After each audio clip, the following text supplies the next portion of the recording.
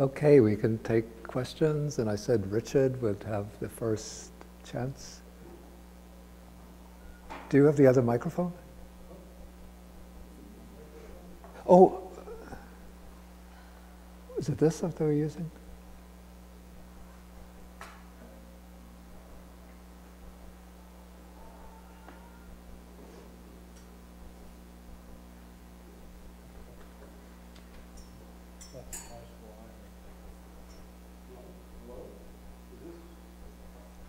Yeah, somebody show him how to put it on.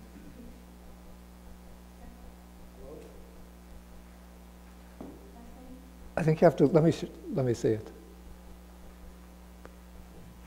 I think you have to open the inner, I'll do it, let me see.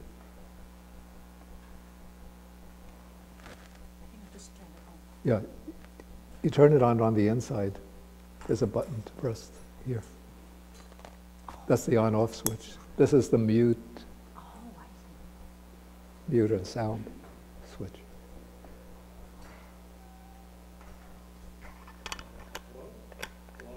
No, then you have to get the actual microphone.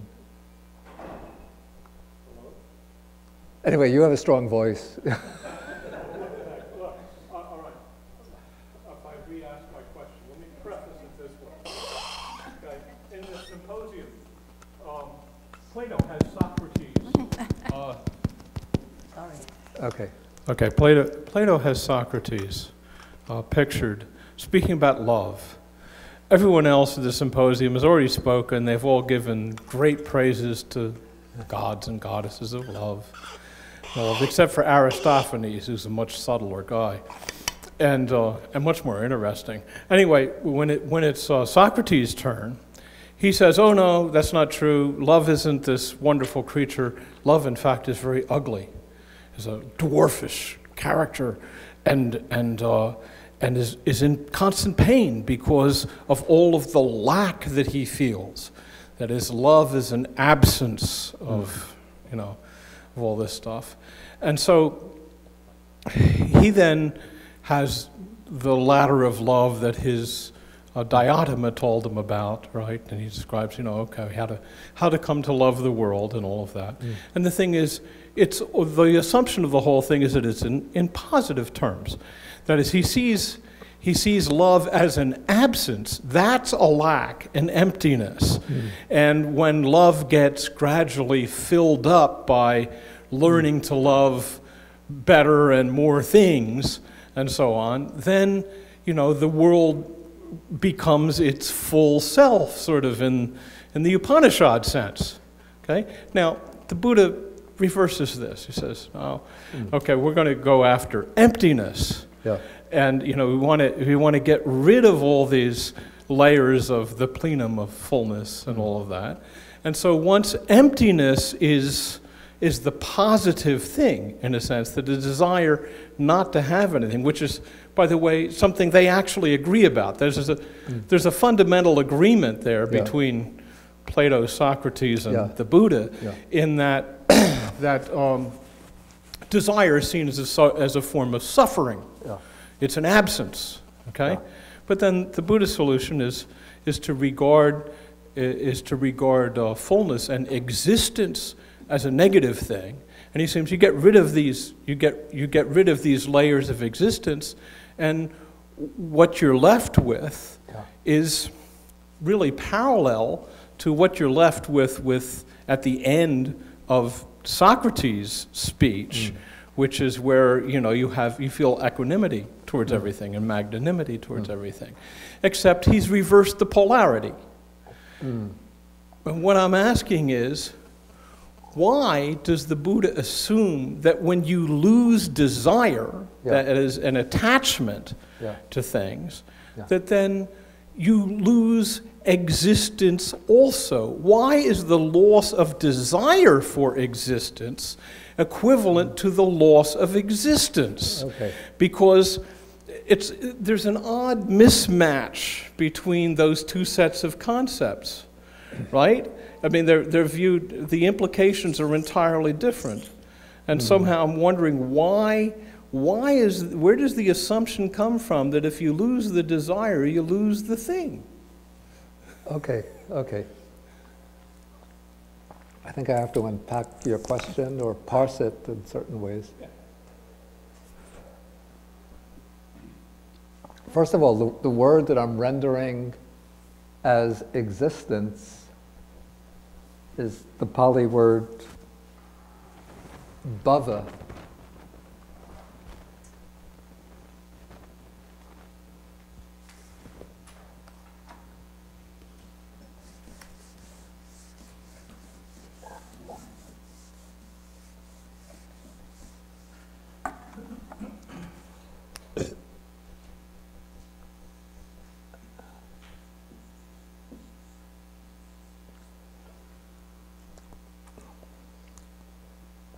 And this word signifies, I call this a concrete state of existence in any of the different realms of existence recognized in the Buddhist cosmology.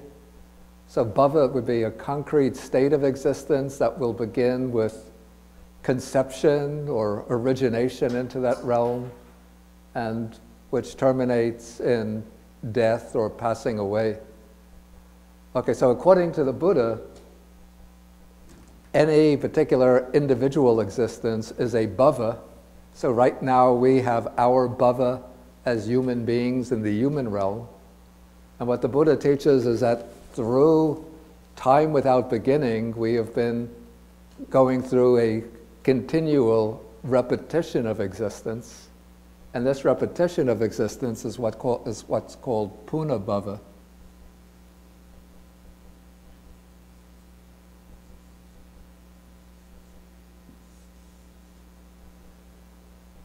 So puna means again.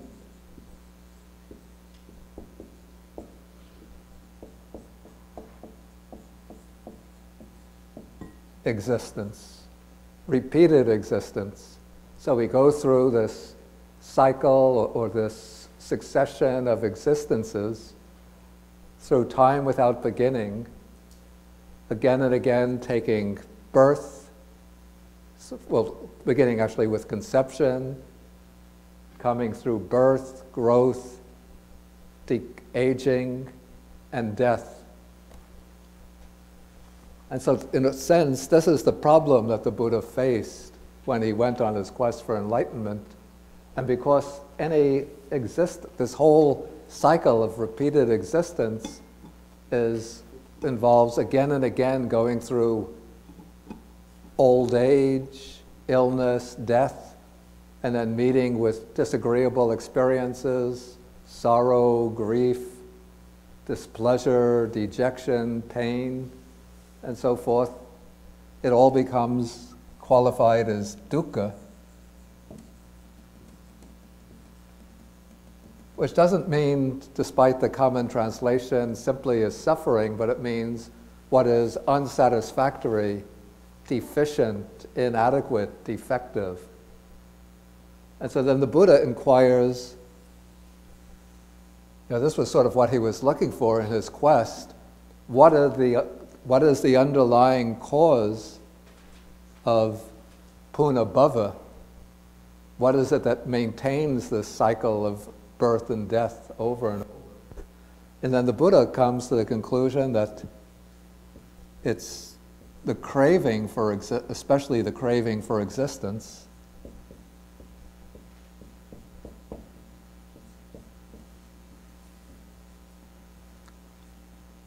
which then inquiring what sustains that craving, he takes it to be avijja, ignorance or unknowing, not knowing, not understanding, the true nature of things. Okay, so within the Buddha's scheme of liberation, the antidote to ignorance is vijja, or correct knowledge, correct understanding, insight, which is to be arrived at through cultivating panya, wisdom. And then when wisdom arises, then avijja is overcome. And with the overcoming of, because what one sees with wisdom is, at least one thing that one sees, is the unsatisfactory nature of punabhava, of conditioned existence, repeated existence. And so when that realization becomes deep enough, then it eliminates the craving for continued existence. And so that puts an end to, because the craving for new existence has been eliminated, then there's no more, well, there is no more craving for new existence. And so when the craving for existence is eliminated, then the stream of consciousness at death no longer grasps after a new mode of existence. And then that brings to an end the cycle of repeated existence. Okay, but the insight that existence is dukkha, the elimination of craving, doesn't immediately bring the end of existence, in the sense that the one who's awakened or enlightened still continues to live out the normal lifespan. Did that get to the question? Well, it doesn't persuade me. I have reasons for not being persuaded. But it still seems to me. Wait, take the microphone, so. It seems to me to be a paradoxical form of wish fulfillment. Saying, well, if you no longer crave existence, well, then you won't exist anymore. Which isn't that wish fulfillment? That is, if you assume existence is dukkha, yeah. right, it's suffering, yeah. Then, okay, so you conclude, all right, you don't want to suffer anymore, you don't want to exist anymore, yeah. Well, you won't exist. Isn't that wish fulfillment? It's assuming that the wish and the thing yeah. are, that the wish is what affects the thing. That you, if you do not wish for existence, you won't exist. And there's no immediate proof of this, because you go on existing until you lead, yeah. have a normal lifespan yeah. and all that. Yeah. And so the whole thing is kind of hypothetical. It's built on doctrine. It's saying, well, after your normal lifespan, you would normally be reborn. Yeah. But there's no evidence of that really to be presented. Yeah, I mean, it's not sort of the task of the Buddha in the discourses to be trying to argue, in the sense of trying to argue to impose an acceptance of rebirth on people, yeah. apart from his authority as a teacher. Yeah. All right. Okay, so within the discourses themselves, one won't find empirically based arguments for rebirth. First, let me deal with the issue of wish fulfillment. Let's take it from an internal perspective, an internal Buddhist perspective. One can't say that it's simply a matter of wish fulfillment, since it's not enough simply to wish to be free from the cycle of rebirth. I mean, somebody might be sitting and saying, I wish to be free from samsara, from the cycle of punabhava, from the cycle of repeated existence. But just by wishing, one is not going to get there. In order to get there, one has to cultivate, the Noble yeah. Eightfold Path. And so that's a quite rigorous course of practice that one has to go through. Yeah, but it's just saying, okay, so there are shallow wishes and deep wishes, and this is a deep wish. Well, when you come to the it's end of your deep wish for existence, yeah. you then are freed from existence. But it's still the assumption that yeah. the dependence, that the thing, the existence of the thing or the phenomenon or state of mind is dependent upon the deep wish. Right? That is, no, it's I wouldn't say that. desire for existence that gives you repeated existence. What I say is that the Buddha's scheme of liberation is dependent upon, let's say, the premise or assumption that there is rebirth in some form, that consciousness continues beyond death and takes on new incarnations, new embodiments in different realms of existence within this. Maybe you don't even have to accept the cosmology in all of its details, but within a cosmos that allows for consciousness to continue in other forms. And then also the corollary of this premise is that the form of existence that one takes is determined by one's ethically significant actions, which are one's which is one's karma. Okay, so those are premises of the system, definitely, I would say, which I, as a Buddhist, I accept this on trust from the Buddha, since the Buddha says these are things that he's seen and realized for himself. The night of his enlightenment, he saw his own past lives, as well as with the divine eye, he saw how beings pass away and take rebirth in good and bad states, depending on their volitional actions. So these are things that, first, within the discourses themselves and even the commentaries, there's no arguments presented for rebirth. It's just laid out, you know, this is what the Buddha teaches based on his own experiences, and then the whole tradition pretty much accepts this, since it's flowing from the Buddha, as being authoritative.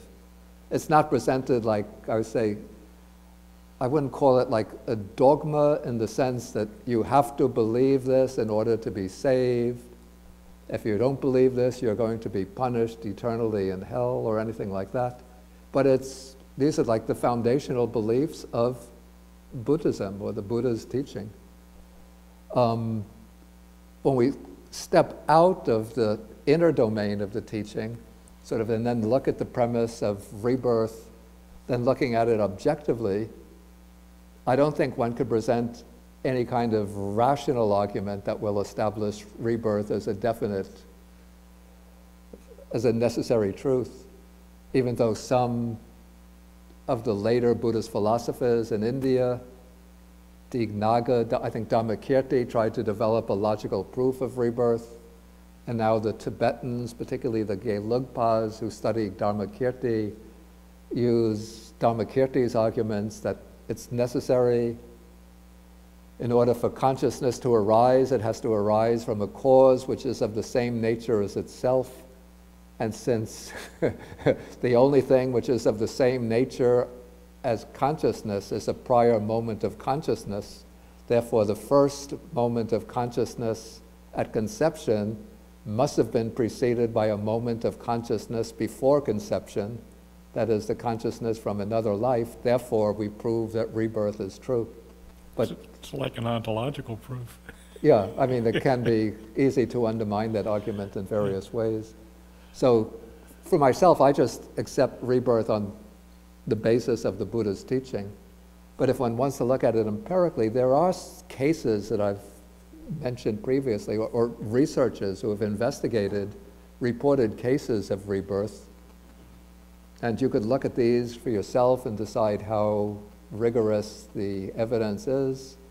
The one who did the most research on this, I think starting from the 1950s, 60s, through a good part of the 1980s, was Professor Ian Stevenson, who is in the Faculty of Medicine at University of Virginia.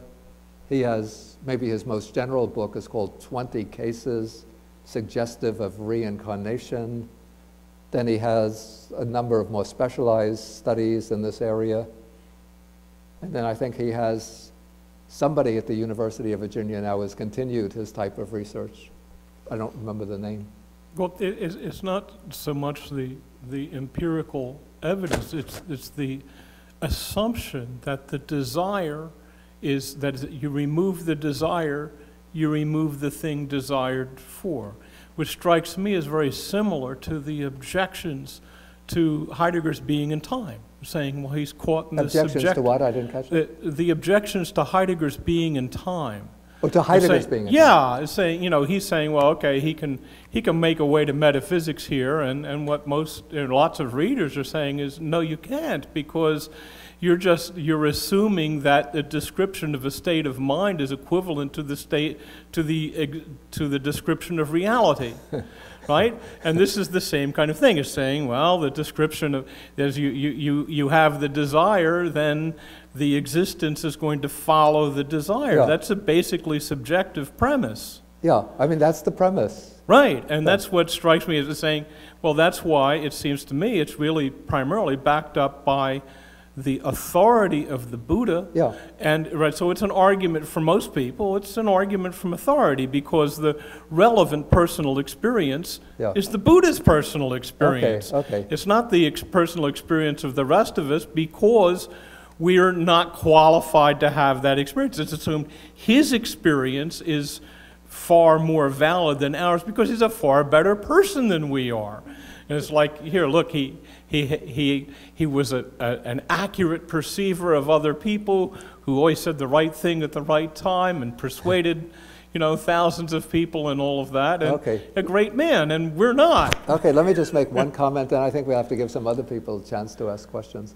Even though the Buddha teaches rebirth on the basis of his own sort of experience, his own realization, from the Buddha's text we see it's not considered to be a realization which is unique to the Buddha himself, but those who follow his teaching and use the appropriate methods are able to recollect their own past lives and to see the process of birth, of death and rebirth operating in the case of others. Of course, you could raise the objection, and it's quite a valid one. Okay, these who are following in the Buddha's footsteps, these are not like objective scientists coming with white coats and coming in from the blue, but these so-called confirmers are wearing ochre or saffron-colored robes, and they've taken refuge in the Buddha, and they're practicing his teaching. Well, I can leave the scientists out of it. The reason I raised Plato in the first place is because he shared the belief in rebirth was extremely common at the time. You look in the index of a complete Plato and you'll find like 20 references to reincarnation and rebirth and so on. And so it's not that he was denying that belief. It was that he was assuming that desire was a negative thing. It was an absence. And so he didn't have the tendency to see desire as productive of an existing thing, which the Buddha had. It made the contrary assumption about the nature of desire. And that's what intrigues me. Okay, I think I'll have to give some other people a chance to. What is your name? Mike, okay. Thank you. Are you coming from New Jersey? Yes. Oh, okay, now I know. Yes. And at the climate marches, I met you again. You gave me this book many, many years ago. I've observed in this sutta that throughout the Buddha talks about the perception of people, the perception of force, the perception of earth, until we get to the signless concentration of mind. At that point, he drops the word perception. That's a good point. And it's always stuck out for me when I read this because if you define perception, it's being aware of something through the senses, or it's even just a bare awareness, textbook definition. But I also look at perception as having a bias behind it, having an opinion. Like my perception of Earth could be very different than what your perception of Earth would be. And I just always found it curious when I study this sutta, how that word perception disappears right at the end when he's talking about becoming an arahant. Except for leaving the 6 sense bases behind, which, as you had just stated, we're beings in a body. We're going to be this way until we move on to another form. I think the reason is that in the case of the other experiences which are being discussed, what is being focused upon is, okay, it's a perception because it's a perception of some object. And so it's, okay, we're moving from perception of, people, perception of village, perception of earth, then perception of each of the 4 bases. Okay, so it's perception relating to an object. In this case, when we come to the signless concentration of mind, that is itself, it's a mental state rather than an object. And so it's not the perception of that mental state, which is to be considered, for example, as impermanent, as conditioned, volitionally produced, and therefore impermanent and subject to cessation. But it's the attainment itself which is to be viewed from that perspective. Do you get the difference? It seems like a pretty radical shift to Yeah, go from there is something external to all of a sudden now it's within Yeah. yourself and you're looking at yourself. And like Yeah. you said, you turn the awareness around. Yeah, But it always seemed very significant to me yeah, in concentration meditation is to see if, when something like that starts to occur. yeah. I mean, well, that's definitely intended here, in that there is an intentional shift away from focus upon the object of perception. And so what one is doing in the earlier stages is continually refining the perception, because one is taking continuous or successively subtler and more refined objects of perception. But in the last stage, or the last contemplation, one is turning from the object of perception to the mental state. What? Subject. To the put it that way, to the subject, the subjective state, which is, and it's a signless meditative concentration. So in a sense, because it's signless, the object is probably attenuated to the point where it's nothing clearly visible in itself. When I look at perception as being, say, I perceive something differently than you do, Yeah. would that be an accurate way to look at perception the way the Buddha used it? Because it's used so many times. It's used in the 5 aggregates. It's used in many suttas. And I just see it as a recurring word that I've always wanted to clarify the definition for.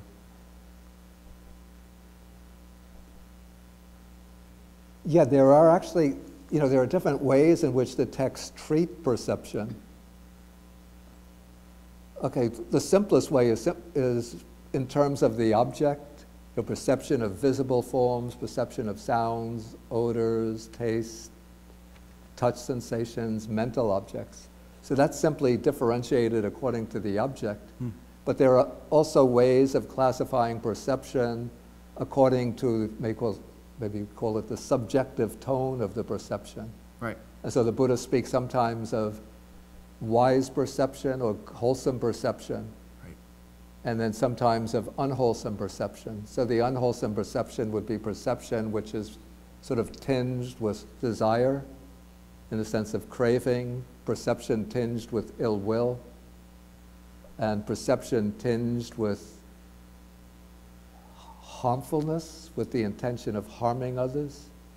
And then the 3 sort of contrasting perceptions are the perception of desirelessness or renunciation, perception of goodwill, perception of non-harming. So that's just one way in which perception is divided up. But then there are some suttas which speak about perception as being like a mirage, which compares, these would be the deluded perceptions. And then it uses the exact, well, in our experience, sometimes when driving along a road on a dry day when the sun is very strong, we see a pool of water, what seems to be a pool of water on the road, but when we come close to it, it disappears. So that would be like an illusory perception. The object is like a mirage. And so there are a number of suttas which speak about how distorted concepts arise on the foundation of perception. Yeah, very good. But perception also has to be used. It's also said that perception, this would be like the wise perception, is the basis for developing mindfulness and insight. So perception can cut either way. Yeah. Okay, I think Osmond had his hand up in the back.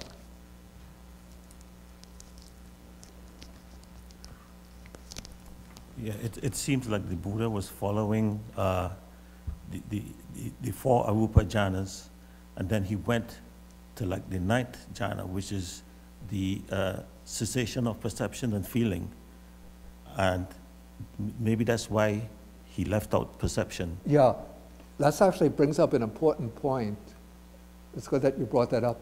That this state called the signless concentration of mind is not the same as the cessation of perception and feeling. In the cessation of perception and feeling, well, we come across this, what could lead one to confuse them is that both come after the attainment of the base of neither perception nor non-perception. But the cessation of perception and feeling is never called a samadhi. And it wouldn't be called ceto samadhi, a concentration of mind, because within that attainment, the perception and feeling are absent. But this is a meditative state in which awareness or consciousness is present. You know, it's not, I have to say, it's not clarified within the suttas exactly what's meant by the signless concentration of mind. That's why I had to bring in what the commentary explains it as the concentration associated with insight into impermanence. But, I mean, it seems pretty clear to me that it's not the same as the cessation of perception and feeling, but it's a distinct meditative state. And the two get, I have to say, the two get confused, I believe, in the Chinese translations, because the word that's translated as sign, that nimitta, is the Chinese character is xiang. Xiang. Yeah.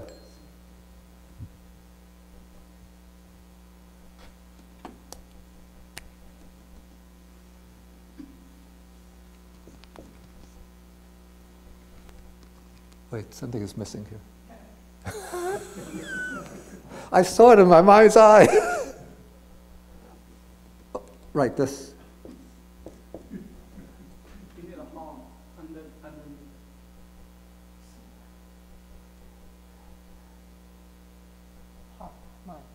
No, not yet. That's where the confusion comes in. Right.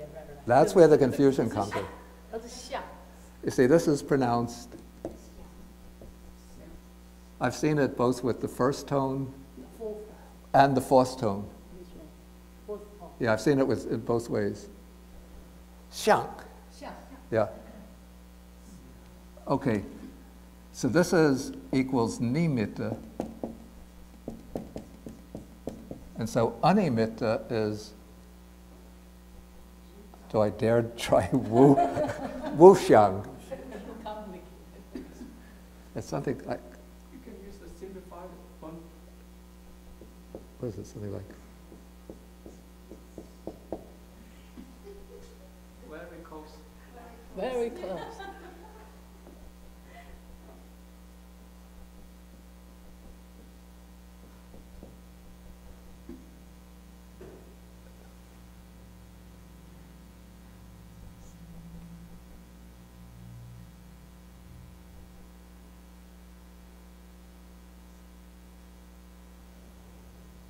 Okay, wu xiang, that's unimitta. Then, for some reason, for the word sanya, which is completely different in Pali, it comes out in Chinese.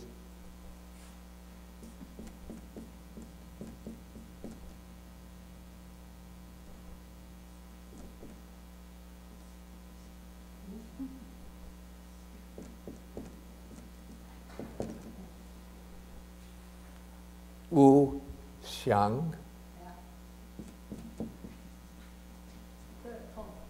Yeah.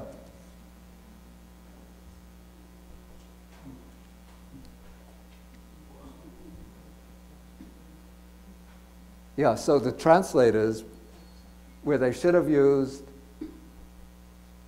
wu xiang, instead they used wu xiang, meaning non-perception. So where they should have had signless, they use wu xiang. non-perception, and in that way they mixed up the meditation, the concentration, the signless concentration with the non-perception concentration, or with the non-perception attainment. Okay, any further questions? Necessary evil. Necessary evil. What's- Translation is a necessary evil. It's not necessarily evil, but there's room for mistakes and confusion. Bhante, I just had a much easier question for you to answer.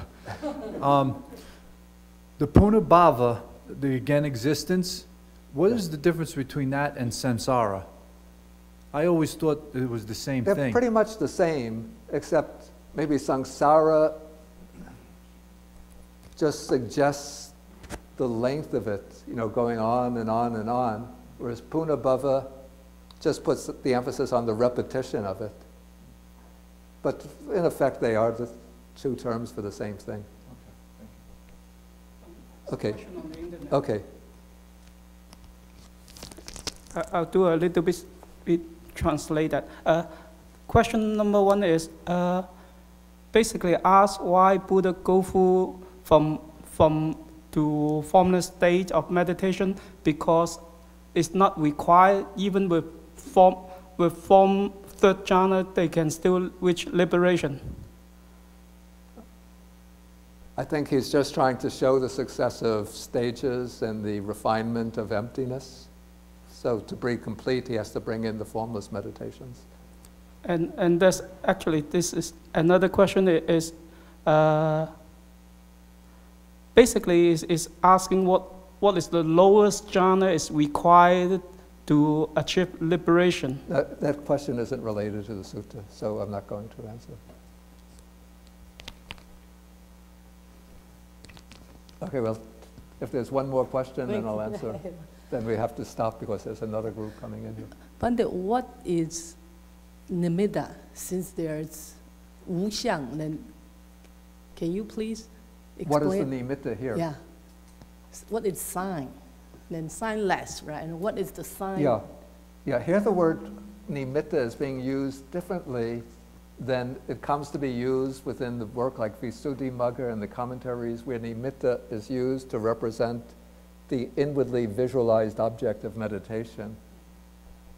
What is meant by nimitta here, it's never explained in the suttas themselves, but again, this is what the commentary says in this case, that it's the appearance of stability, solidity, or permanence in conditioned phenomena.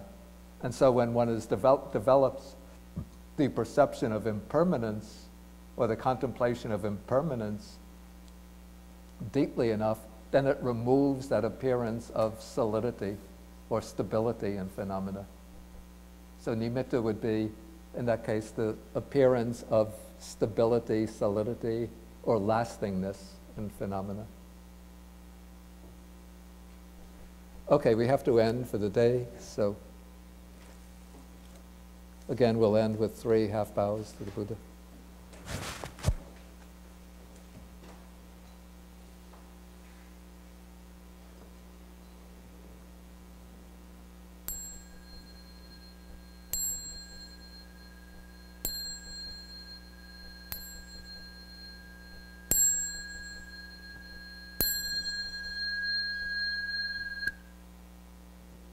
Okay, thank you all for coming.